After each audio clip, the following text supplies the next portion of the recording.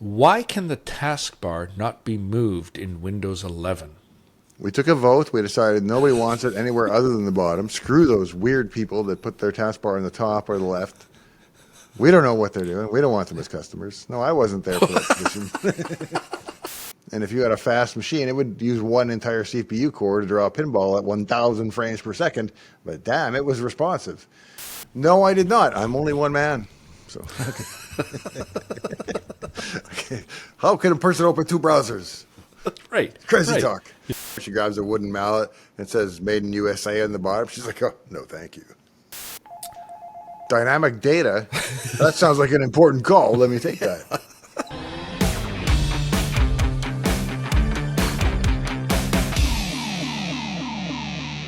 Hey, I'm Dave. Welcome to Shop Talk here in Dave's Attic. Today we're going to take viewer questions. We got quite an interesting stack of them coming up for you. I'm a little bit starstruck today because I had some local celebrities stop by the shop. They may not be household names, but two guys, Rob Short and Lou Perzoli, who were fundamental. I think Rob was a corporate VP, and I don't remember what Lou's title was, but they were both big dudes, big cheeses in Windows Core. They came over from DEC with Dave Cutler, as I understand it. And Rob was a, I don't know, senior hardware guru of some kind, or chief engineer or something like that at DEC before he came to Microsoft. Anyway, I was posting online about these RK05 drives that I have connected to my 1134 and how one of them is not working and it brings down the bus if it's plugged in. And Rob was kind of talking me through a bit of it in Facebook Messenger. And then I forget who suggested it, but he was like, well, we can come by and just take a look at it.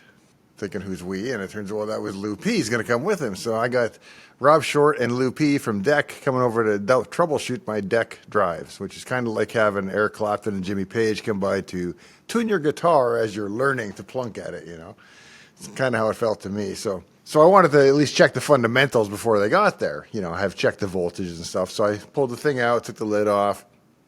And of course, I'm checking all the voltages, and I've got plus 15 and minus 15, but I have no plus 5. Now, even I know there should be a plus 5 somewhere in this system, and that's probably the problem.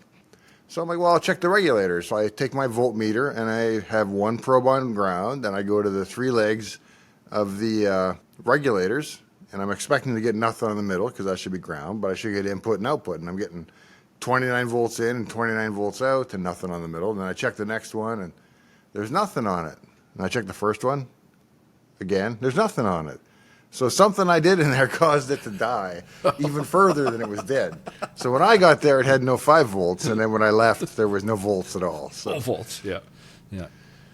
So we, based on that, concluded, I think, that it's probably the power module or the power boards. But they take a little, they're pretty rough to disassemble. I'm not sure how they come out and how far apart the thing has to come. So instead of spending our time tearing apart the RK05s, we just told old war stories from the Microsoft trenches for a while and had a good time. So Nice. Why can the taskbar not be moved in Windows 11? we took a vote. We decided nobody wants it anywhere other than the bottom. Screw those weird people that put their taskbar on the top or the left. We don't know what they're doing. We don't want them as customers. No, I wasn't there for that position.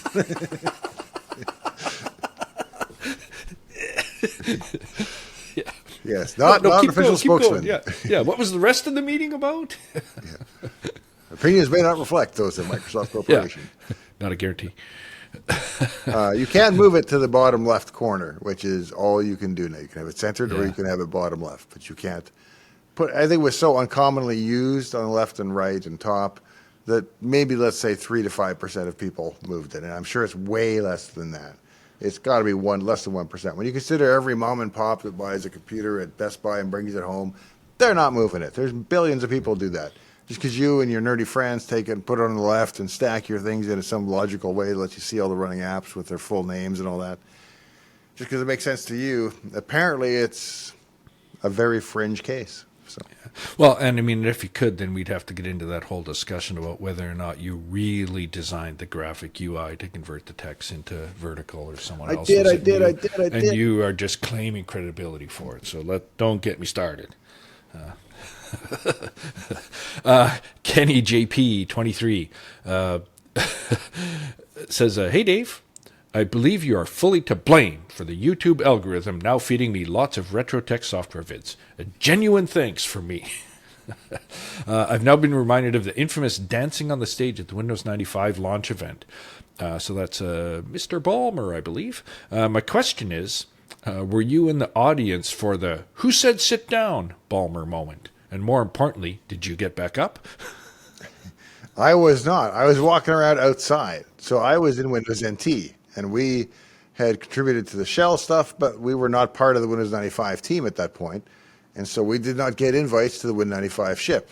I had worked on Win 95 because I worked on the OLACOM team for Windows 95, but I had moved to the NT team by the time that Windows 95 shipped. I left like 3 months before ship, went to NT, worked on NT since then. And as a result, was not on the team. And it was, the cutoff is, are you on the team? So I was not. So I walked around outside the tent going, Little tear, sort of? Or yeah, a no? little tear Yeah, running down yeah, my cheek. yeah. Marty Parr. Oh, but wait, Marquee. before we go on, the cool part of that day was Microsoft dyed all their grass green, which I thought was pretty cool. I mean, in an environmentally destructive, horrible way. But Like, I'm colorblind, so it looks orange to me, but okay, imagine when it's brown, all it looks orange, green. and it's an intense orange. So, like, it's all they equally orange. Isn't grass like green, especially on the Not West dark Coast? green, not even green. Oh, I see. Okay. So this 'Cause is our grass, artificially like, even better than real grass. grows like 9 months of the year, which is like, holy cow, that's just crazy. Marty Parr says, I don't know if this has been answered in the past, but as a longtime Windows user and occasional Dave's... Whoa, hold on. Occasional Dave's Garage viewer? Marty, you got to up your Next game question. there. Yeah, next question.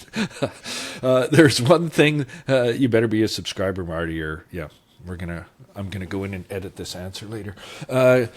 There is one thing that has annoyed me in every version of Windows since at least XP. Why are file extensions turned off by default? I think the assumption is that you're either running an icon mode in which your 2013 expenses .xls can be called 2013 expenses because it's got a giant Excel icon on it. And if it doesn't, you're in tabular column view, which has a column that says Microsoft Excel document. Yeah. So you basically always get a visual indication of that information. There are people that care about the extension. They're mostly programmers and enthusiasts and home lab guys and stuff like that, or girls. So you can turn it on, but it's not on by default because I don't think most people need the extra third way to see it. Nor do they need to put their taskbar on the left side of their screen, really. No, what are they talking about? Andre de Limburger. Chicago, wasn't that Windows 95? Windows XP Yes, I was boned Whistler, that no? one. I didn't even hear you. I think you said it was Windows XP beta Whistler. Or no, Chicago. I'm like, yeah, Chicago. I remember that. It was the beta. But no, it was the beta of Windows 95, not XP. So Yeah. I put it in the video comments in a router right away, but unfortunately Right. on YouTube, Yeah. you used to be able to add text over top of the video that said, oh, I made a mistake here. okay. But now you can't do that. So. Yeah, that was just a pinned comment that you added right away. Yeah. Bulky Bear OG. Dave, what is your opinion on the direction Microsoft has taken with Windows 11? I don't like it. Don't like Copilot. Don't like Recall. Who thought that was a good idea? I can see myself ditching Windows in favor of Linux because of these things. What are your thoughts? I'm had not this too couple worried times, about too. Copilot and Recall. Right. I don't have a chip that's capable of it, so Yeah. I've never even seen it. So it doesn't impact me. I just still run on my old Threadripper here, and it works great. Now, I am not thrilled with the amount of advertising and the upsells and the telematics and stuff that is built into Windows. I would much rather pay $20 a month for a Windows as a service or $200 for a licensed copy of Windows Pro that has none of that nonsense. Kind of like you do with the Mac. I mean, you pay a price premium to use a Mac, but it comes with software that then doesn't have the requirement that it monetize you. Because right now, Windows is effectively free. Microsoft can say it costs whatever it costs, but nobody's paying for it. So what are they doing with it? How are they getting it? And how are they making money off it? Well, they're still making money, so they're making money some other way. And it's not in the Windows license cost anymore. It's in the lifetime value of the customer, I assume. And I don't want to be monetized that way myself. So Yeah. that's how I feel about that. Yeah, and Kelling C sort of follows on. He says, hey, Dave, do you think Microsoft is trying to drive the market to a desktop as a service model? By making the retail license so annoying? Yeah, maybe. I don't know. I'm sure they would like that. I would probably prefer it too. And I don't think they're doing it maliciously, and I don't mean it in any technical sense. From a technical sense, I think Windows 11 is a great product. Some of the design decisions and the way they've laid things out are not to my taste, but I mean, if it was what I wanted, it'd be Windows XP. So there you go. Yeah. Service And Pack 19. Is there any version of any software that everybody that uses it is completely satisfied with? Yeah, I mean, I love Windows 2000 and XP, but if you're using them, you'd be like, oh, well, where's the GPU tab in Task Manager, man? Well, you don't get that yet. You don't get the new features necessarily in the old ones. They could do it that way. They just don't feel there's a market there for that. Delta Sierra 426. Could you talk about Prefetch and Superfetch? It says indexing makes searching pretty fast in Win 10 and Win 11. Especially Yeah, those the are different SSD-based things. systems. So, as I understand Prefetch, what it was it would monitor when your system was booting up. Once you logged in, or during the boot and shortly after login, it would watch what sectors were loaded from disk. And then it would go through and do a defrag, move all those sectors to one contiguous area, and as soon as you start to load in, just bang, load that whole chunk off the disk. We know, don't go get it a little bit at a time. As Just each grab programmer, it. just grab it all. Yeah. And that would make the system boot significantly faster. So a pretty clever idea. In the days of SSDs and stuff, far less beneficial than it was in the days of physical disks. Right. Unreal Tournament. Hey there, Dave. Why haven't you switched to Linux yet? Well, I do use Linux. I use it all the time. I also use Windows and I use a Mac. So it depends what I'm doing. Yeah, that's right. They each have their purpose. Leon Admiral.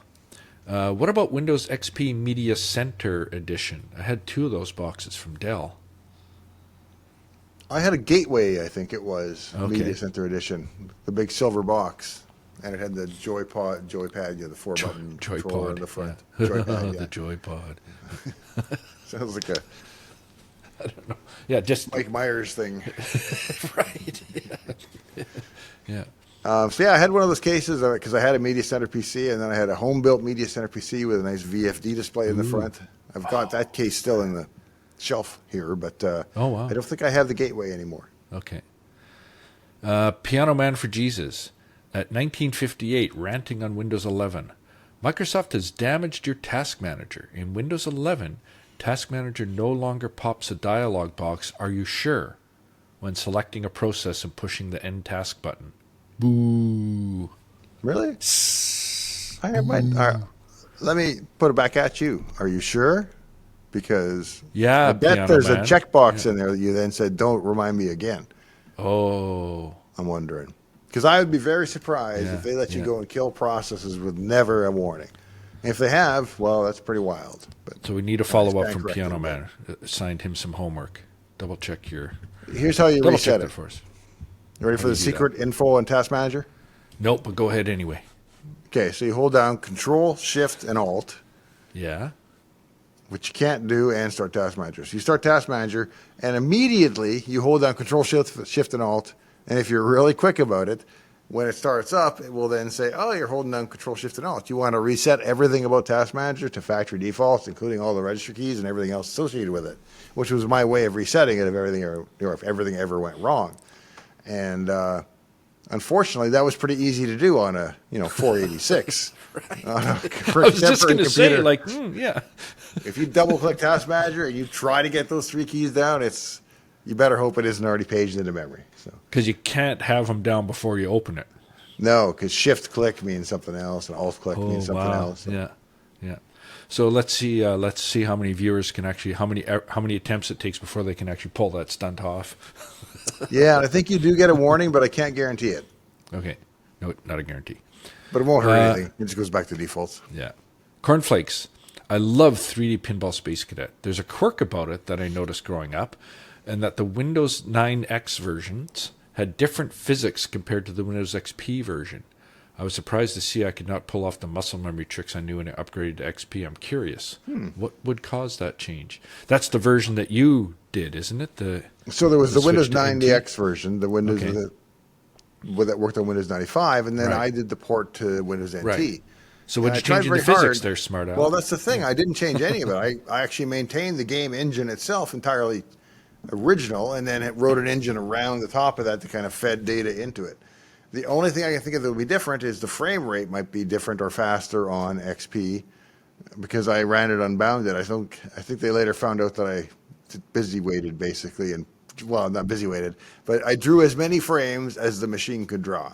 And if you had a fast machine, it would use one entire CPU core to draw a pinball at 1,000 frames per second. But damn, it was responsive. So I'm surprised it's different, but maybe that increased frame rate is enough to change the physics of the game. You know, if a ball is taking a trajectory and it only gets 18 frames in that thing, whereas now you run it on Dave's version, he had a bug, and so now it's got 400 frames in that same trajectory. You get finer movement, slightly different bounces. So it improved the physics. Yeah, it made them more accurate. It's true. Yes, that's how I would phrase. Better physics. Thanks to Dave. Better physics for Dave. Chris Dash says, "Are you sure this isn't sponsored? It sure sounds like an ad." Yeah, I thought I addressed that within the episode where I only take the time to review things that I like. And so it's because why would I review something that I don't like? I mean, if I'm a review channel, which I'm not really, I'm more of a things that are interesting to you because you're interested in the same things that I am channel, then I'm only going to review things that are interesting. And so you're going to get this positive bias, of course, to me liking the things I quote unquote review because I'm not reviewing the bad ones. Like I did get a bad KVM, and I know that the one I was going to compare it to, the Nano KVM, I was really interested in until I went to Amazon, and it has like 1 star on Amazon from all the reviews. And I'm like, well, that's pretty rough. And I'm reading through some of the reviews, and I'm like, I just don't want to get into recommending a product that is going to be polarizing to people because it's either it's the greatest KVM ever made or it's the worst abomination ever sold to the public. I don't want to be in that mix. So I stuck with what I know, which was the JetKVM, and I really do like it. In fact, I use it today because my Threadripper, so I'm working on a PDP-11, big 1183, and I had taken boards out of it, and I just set them on the Threadripper. Well, that's fine. That's also the radiator on the top of the Threadripper where it tries to shed heat as it's burning 700 watts running Tempest in an AI farm. And so it shut down on me. And I just walked up, and I could see on the JetKVM it said USB connected, so it still had power, but it said HDMI, no signal. And so I knew right away, well, the machine's down because there's no HDMI signal at all. And so it was really handy. And then I rebooted it, connected to the IP address that came up, and the machine was fine. And then I relaunched my Tempest AI and took the boards off of the top of the case. Ah, wow, that was an excellent move there. I get smarter every day. I like that channel too, by the way. You seen his stuff, Destin? Yeah, I said it with his accent. Yep. Didn't you notice? Yeah, there you go. Yeah, there you go. I watched some of him last night there. Really? Yep. Still No Alpha pipes in and says, "Didn't you used to be entirely in it for the subs and likes?" And then Little Wing. Yeah, so and then I wrote a book. Yeah. Okay. That was the thing. So I used to say I'm just in it for the subs and likes, and then I started pimping my book after saying that. And so as soon as I did, I was like, I'm mostly in it for the subs and likes. But I also wrote a book you might want to know about. That's right. Link in the video description. Mark Ricks asked an important question that comes up often with this stuff, but can you play Doom over it? Yes, you can, but there's no audio. But it'll play Doom just fine. 60 frames a second. It's slightly sort of laggy, but not laggy enough to be a problem with Doom.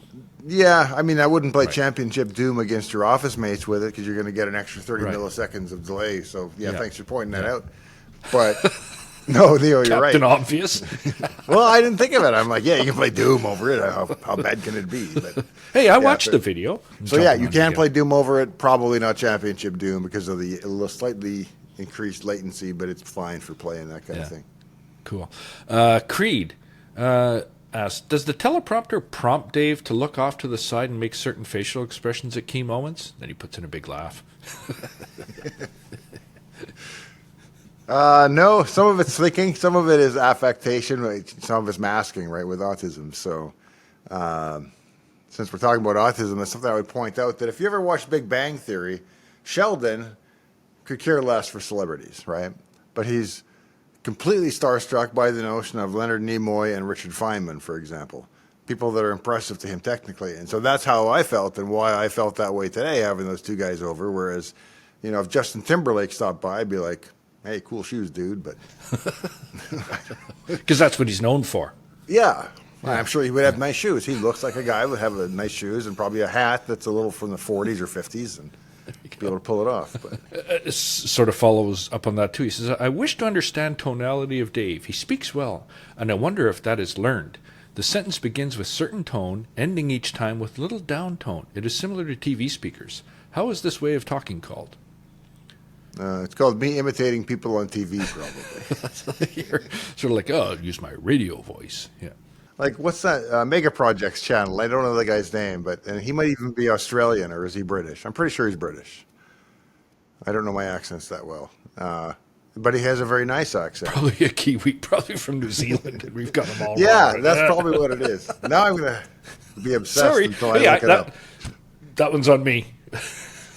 We'll look it up. You can let me know in the comments if you watch his channel and what his accent actually is. But it lends him credibility, let's say. And the beard doesn't hurt either. So is that because we speak Canadian or American?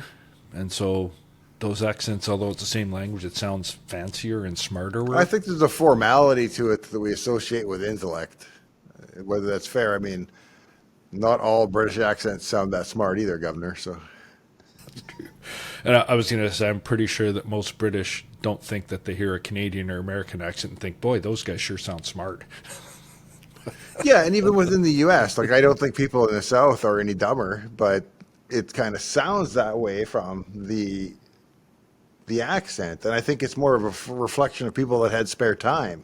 They didn't have to rush through everything they say like you do when you're working in a New York, construction project or something like that. Yeah, and I think maybe an even bigger factor where we're getting off here is the way that accent has been portrayed in TVs and movies and media and stuff. That's I suspect where a lot of that information comes from. Still No Alpha 401 says, is it American? Hoping it's made outside of America. No tariffs. Sorry. Did I say that out loud? No, a little Canadian propaganda slipping in there, sir. Serving the masters, are you? Next question. Reminds me of a Simpsons anecdote. There you go. It's where Marge picks up a wooden mallet. She's in the cooking store and she grabs a wooden mallet and it says "Made in USA" on the bottom. She's like, "Oh, no, thank you." IG Fubar says, does this work with NordVPN? Because other YouTubers keep insisting that I need NordVPN. No, I think you really need manscaping and some herbal greens would fit. No, I don't do any of that stuff. And it's funny because NordVPN has reached out to me a number of times to see if I'd do sponsored episodes. So far I've said no, but I haven't mentioned that, hey, and I've been paying for NordVPN or VPN for like 2 or 3 years now because it is actually the one I use. So the only thing I don't like is on Mac OS. Every time I boot my computer now, it pops up a thing saying it wants to do an update or check an update. And there's a cancel and an okay. And if you click cancel, it just comes back. And that is like, as a UI designer or programmer, not designer, as a UI programmer, that's an abomination to me. So that should not be allowed. But other than that, it's a spectacular product. Clone 2 SI. Is this a cloud-based connection, or can I connect it to it directly using an IP address and port forwarding? And does it support SSH? Yes, and yes, Okay. but SSH, no. Okay. So that would be the third yes is a no. connection, Yeah. So there is a cloud base and there is a local. So you can do it over Okay. a port, or if you want to manually port forward, or you can use a JetKVM cloud service, which you have to sign up for and create an account and so on. And the reason I didn't do that is because I ruled out another KVM that I was going to review in the same episode for the fact that it required to connect to your local PC that you had a cloud account. And I was like, it's a great device, but with that restriction, I'm just not going to promote it. And so it came down to just one, which was the JetKVM, which does not have that requirement. But then I wasn't going to then talk about their cloud service. They had a great deal. So they do have a cloud service for connecting to your machine remotely. So for your use right now, it's just over your Wi-Fi.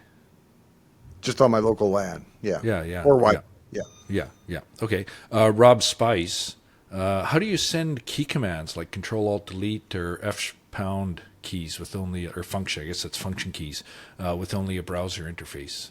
Oh, so in the frame window of the browser, there's a little button you can click on, and you can say send keystrokes, and there's a special send Control-Alt-Delete is one of them. And then there's a pop-down keyboard, so if you need to send keys that you're little keyboard on your, say, phone doesn't have. Yeah. Does it support Mac OS? That's where I'm trying to Yes, get to. it supports anything. So Okay. you're running it in a browser, and yes, that browser plugin, or when it's not a browser plugin, but the browser client works from Mac OS just as well as Windows. In fact, I tested it from Mac OS. So. And Rise Resolve Win says, so if it works with Mac, does it also allow rebooting the system remotely and log in? And I think that's a... Yes, as long as it's not hung. If it's hung, then you're going to need some way to physically power cycle or press reboot on the machine. And that is their forthcoming module that plugs into that other port I didn't talk about a great deal, the expansion port. And because it's not out yet, I didn't want to do the whole vaporware thing where I'm telling you about features that are coming soon and so forth. But this is a podcast, so what the hell? Coming soon is their is their board that will go inside the computer and connect to your power button, basically, and be able to reset it and return, power it off and on, that kind of thing. But not actually to the physical power button. Sorry. Well, it interfaces to the same pins on the motherboard, yeah. Sorry. Can't help myself. Roxer 128. Okay, so how does it play with converters for older systems, like USB to PS2 or VGA to HDMI? I tried it with a VGA to HDMI, and that worked. Okay. That was the only adapter I tried it with. One thing I didn't mention in the episode, and I probably should have because it could save people some problems, is when I first plugged it in, I got absolutely no response from it. I would connect to it and it would be blank. And I thought, well, that's weird. And then I connected to the machine over RDP to see what was going on, and I got a blank screen, like a black screen. And I was like, well, now what's going on? And I couldn't fix it. I'm like, well, now my machine is black screened, and I have no idea what's going on.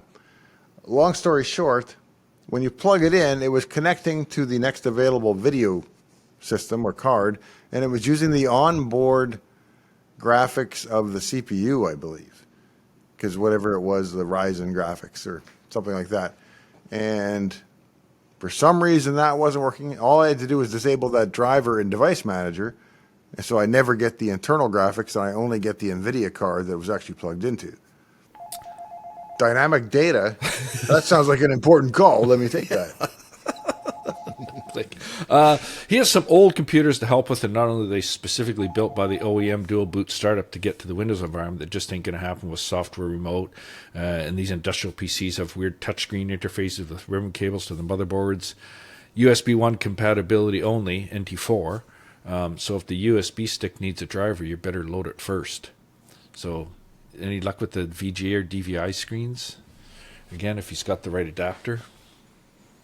I'm actually not sure what he's referring to because it has a USB 2 or 3 and probably USB 2 interface for the keyboard and mouse emulation that it does. It's got HDMI input to show you what it's currently displaying, and that can come from a VGA source. Yeah, I'm not sure. It says having 2 or 3 connections to the JetKVM would be 100% awesome. Have you tried 2 to 3 shared connections to see how smooth it works? No, I did not. I'm only one man. So, okay. How can a person open 2 browsers? Right. Crazy talk. Yeah, multiple screens. Yeah, in the future someday. No, it never occurred to me until after I made the episode. I noticed that it says 0 or 1 client. And of course, I'm the only person connecting to it, so it's always 1 client. But you could have, I guess, 2 people connecting to it. And I don't know what the performance is like. I mean, you're going to be subject to the limitations. The encoding only needs to be done once, and that's the hard part. The fact that it sends it out to 2 or 3 or 4 network clients, probably not material on a 100 megabit connection. So. Right. Fragalot says, 934, can you have multiple ISOs on it, like Ventoy? Or maybe just install Ventoy on the eMMC drive? You can do that as well. And if you want the flexibility of, a menuing system and a whole bunch of locally bootable images, that's how I would do it.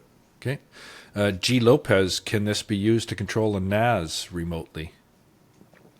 If your NAS has video output and a desktop interface. That's right. Yeah.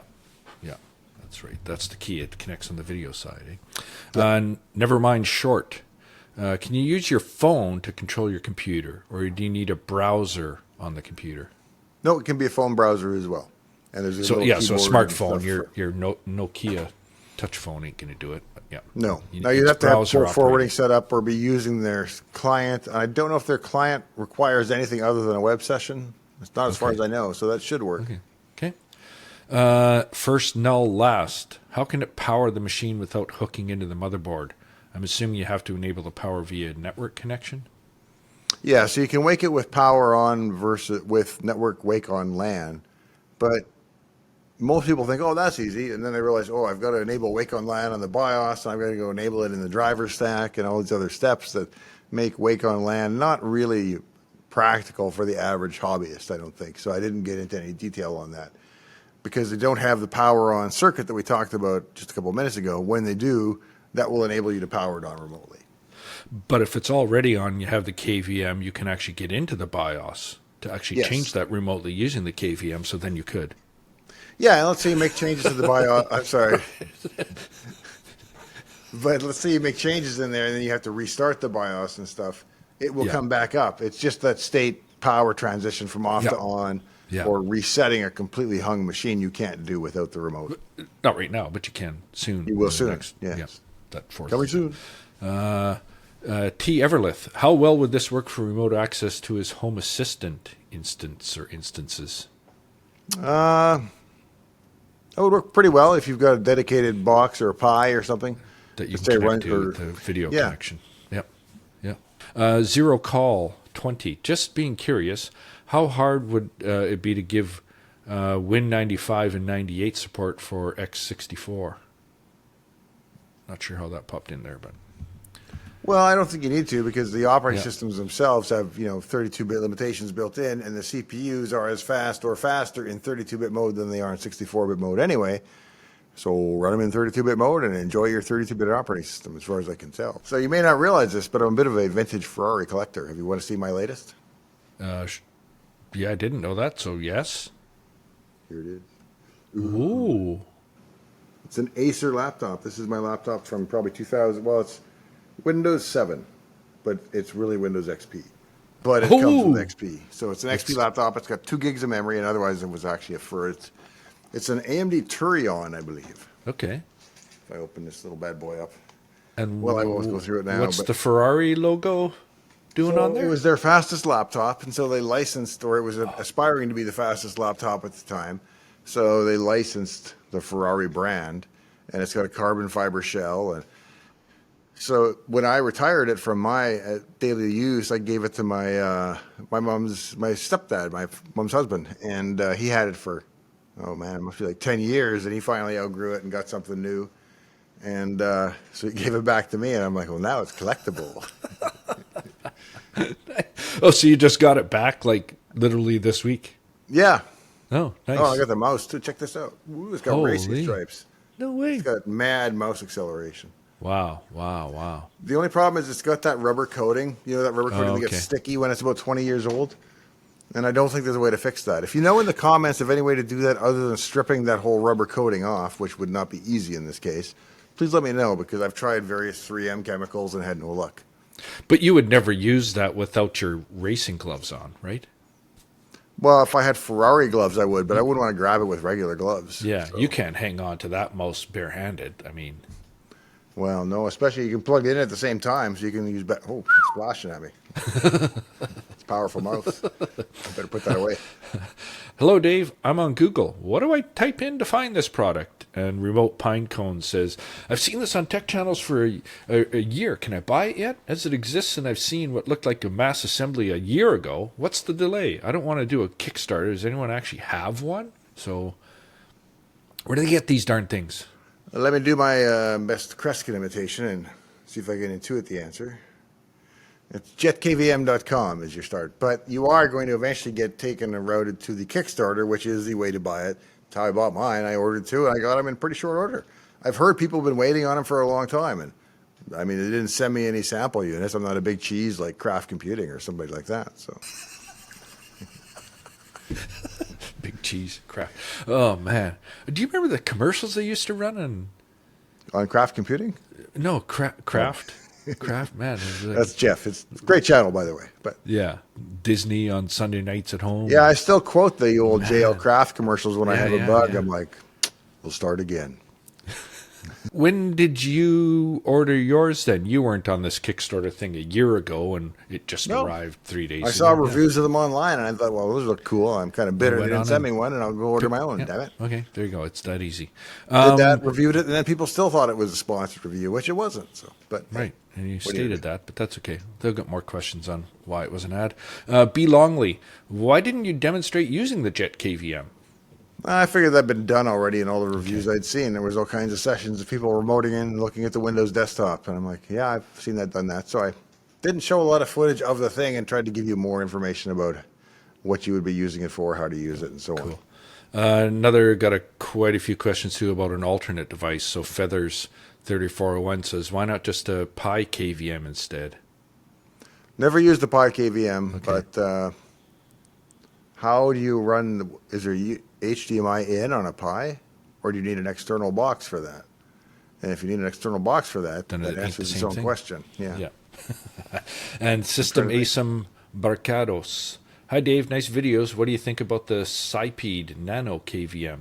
Again, I don't think you've tried That's the one that every looked of them. interesting to me, but that one I looked on Amazon had fairly bad reviews. Oh, okay. So it seemed great in principle, and it's got a little VFD display so you can see your IP address even when it's in a card slot mounted internally. And I was like, that looks sexy. I want that. Yeah, and then all excellent. the reviews were like, run away.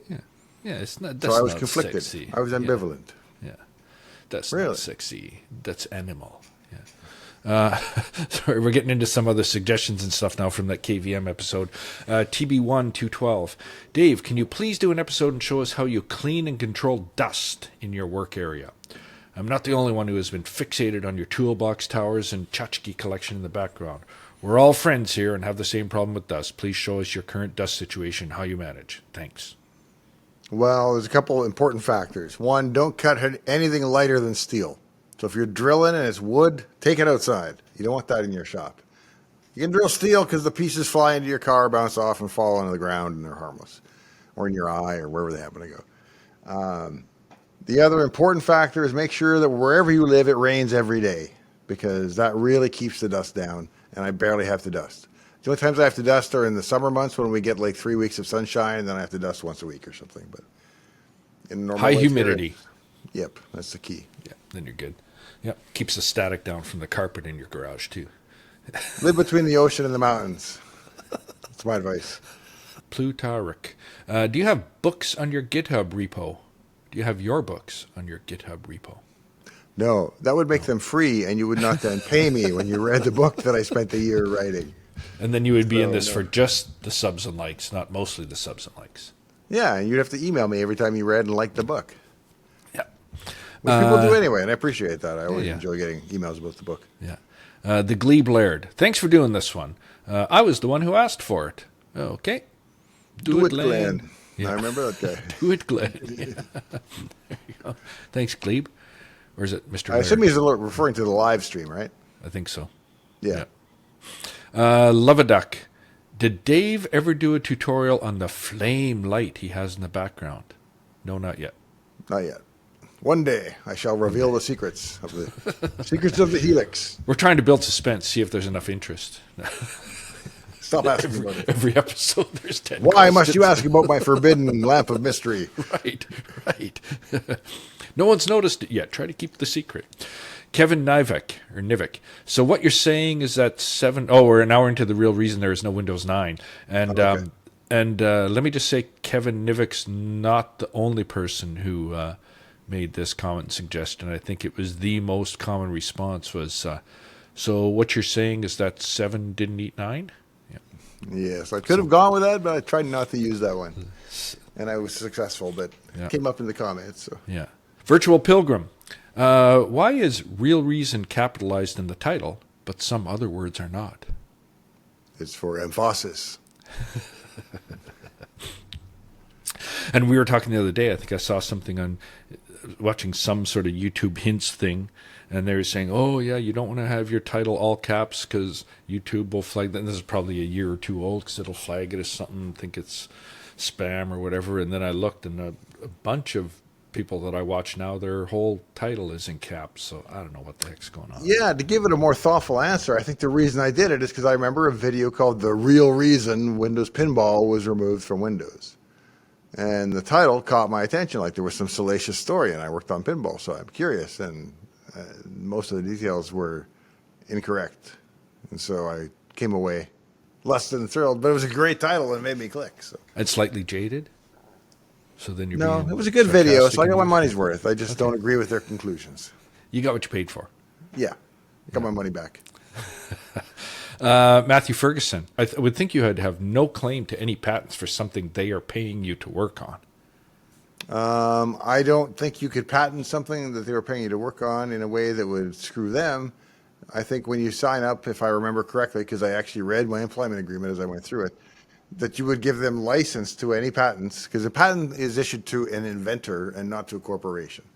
And so anything that I invented is in the name of Dave Plummer and anybody else that helped contribute to that patent. And then that patent is then sold to Microsoft or licensed permanently for $1. Now, they used to actually require $1 change hands because it had to be, for a peppercorn or some value. And yeah. And so you would get at Microsoft initially, you got a Susan B. Anthony coin in lucite, and that was your $1. And then by the time I was there, they were granite little bricks with a kind of fake gold Microsoft coin in there with no cash value. Yeah, Right? yeah. Those are for coins applications. So I've got a lot more applications than I do issued patents. But yeah, the coins in lucite were too expensive. yeah, $1 A each. more affordable option. Glaff Ram. Hey, Dave, did you work on Microsoft Xenix? I did not. I've never actually installed Xenix, never used it, never tried it. But I'm kind of fascinated by it because it's early Unix. So Okay. Fast AMX 069 box 8. And that must, I hope he's talking about he has an AMC AMX. Oh, yeah. Fastback. Yeah. Friend of mine I went to high school with had one with the Pierre Cardin interior. Ooh. It was schmancy. Hey, Dave, do you have any love for XP? No, I like XP. Yeah, it's one of my favorite operating systems. Service Pack 6.2? I don't know. I mean, the last thing I think I worked on was SP3. So, Oh, okay. but there were better later, greater service packs. Yeah. Cyril Venkersbelk. How come no one ever talks about Microsoft Bob? I have a whole episode on Microsoft Bob. Exactly. Maybe Cyril hasn't gone to the back catalog yet, but Yeah, go see what I look like with a big brown beard. yeah. It's Bob the Bloat, I guess now is his most recent claim to fame, is it? Bob the what? Bob the Bloat. You just Really? you just used Bob to like pack in the Yeah, extra it space was. on the discs. I thought that was some official name you saw in the media or something. I was like, because I saw a story on Microsoft Bob being included today, but there was no mention of my video or me. Oh, So okay. Yeah. it was kind of a weird story, but It was just Microsoft ballast, developed- basically, wasn't it? Yeah. Yeah. It was using dead space on the CD, basically. Yeah. That was well after Bob had been officially retired, though, Yes. or abandoned, or whatever happened to Bob. I brought him back from the grave. Yeah. Yeah. Spartan Boxing. Dave, did you ever ask Bill Gates about 10 years old David assembling the 1980 luggable computer? Let me know, okay? Doesn't have to be a clone. It's been over 40 years, and it's really overdue for the microserver upgrade. Is that the same guy that's asked this I think that's almost question a couple times? Yeah, I think least there's we have one more where details now. his dad was in the room when Bill Gates and Oh, yeah, and he always wants me to ask Bill. And my question is, what am I asking Bill? And my question, did somebody assemble a computer for you 40 years ago? And the question answer is probably yes. Is there a 10-year-old follow-up named question? David. Yeah, assembled a 1980 luggable computer. Yeah. So other than being a young person at that time, it's cool to assemble a compact or whatever that computer is at the age of 10. But beyond that, I'm not sure what I'm asking the guy. So I'm probably not going to use whatever time I do get to talk to Bill to answer that question unless I know what the significance Yeah, is. yeah. Next time you're talking to Bill, right? Yeah, Yeah, and when he stops by the shop. yeah. Because the last time you talked to Bill was in 1993 Probably 96, something like that. Yeah. when you corrected him. Oh no, No, you that was corrected 93. Ben. You corrected Ben, right? Yeah. Class move. Yeah. But they brought you back. The Bilge Pumper. Could you do some programming on the Super Pet? I'd like to see what it would look like to use the Waterloo languages and the 2x2 Petsky fat pixel characters to do some cellular automata like Langton's Ant or such. You familiar with Langton's Ant? No, the Game of Life is the only, and I think it qualifies as cellular automata. Oh, okay. It's the only one I know off heart. So, Automata. but yeah, the Super Pet does do the Waterloo languages. My Super Pet, last time I turned it on, would not boot in 6809 mode, even though it did Oh, a that's couple right. months ago. Yeah, just kind of stopped doing it. Yeah, so I got to take a look at that. But then, even once I got it working, there's already a guy who has a video on YouTube that has a Super Pet, and he boots it into like APL, Cobol, Waterloo, Fortran, all of them, and then does a little Hello World in each one. So I'm like, why rip him off? Go watch that one. Speaking It'd of be better if I could tell you what the video is called or his name, but if you look for Waterloo Super Pet languages, I'm sure it'll come up. Yeah. Bill Govey.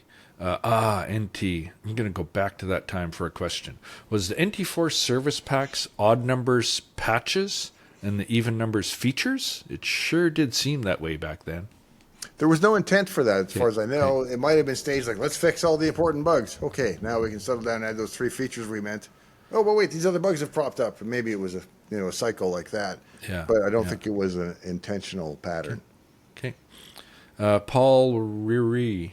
Hey, Dave and Glenn. Hope you are well. How do you guys manage burnout? I think my smart aleck comment was, Dave's the only one that has the hot rod, so he can do burnouts anytime. But Massive burnouts with my giant meats. yeah, if I'm coming off a gravel road and turning, I can get one of my tires to chirp maybe a little bit if I... Yeah. Well, burnout never troubles the rider who rides fast enough, so I just make sure I work 12 hours a day and I'm fine. No, burnout can be tough if you're working in a job, when even some of our beta pushes and stuff that were really long and you were working extra hours into the night every night for a long time. It could really wear on you. And I know marriages got damaged by that kind of thing. Unfortunately, I didn't have that. My kids were still pretty young. So I retired in 2003 and my youngest was born in 99. So Yeah. Your oldest was born. Oh, I'm sorry, my oldest. Yes. Yeah, I'm like your youngest. What the? Yeah, no, yeah. So oldest. Yeah. You were fortunate enough not to have to work too long with all that going on, but yeah, I mean, but the energy you have in your 20s and 30s compared to your 50s or 60s for that stuff is different too. Like I can't imagine being 50 something and having a young family of 3 kids and nights like you did when you're in your 20s and 30s. That's a whole wicked piece. RB Emerson, 2 questions for Glenn. What's the story behind the license plate on your shelf, and why no clever T-shirt in this episode? So the story behind the license plate, I think that's the one off the car that I got for my mom last year. Oh, okay. So it just had to be a Saskatchewan plate, and I needed something Saskatchewanian on there, so I got the license plate. I think downstairs in my garage I actually have the license plate of the car I drove here in 2001 when I moved. But so that's just a bit of Saskatchewania. Why no clever T-shirt in this episode, or was it black on black and extremely witty? Yeah, it was black on black. Yeah, because I'm extremely witty. No. See, if it was the other way around, if everybody else was colorblind and you weren't, we could make a red on green joke. But you are the one that is colorblind. Yeah, I could do a red on black shirt, and that'd be hard for me to tell.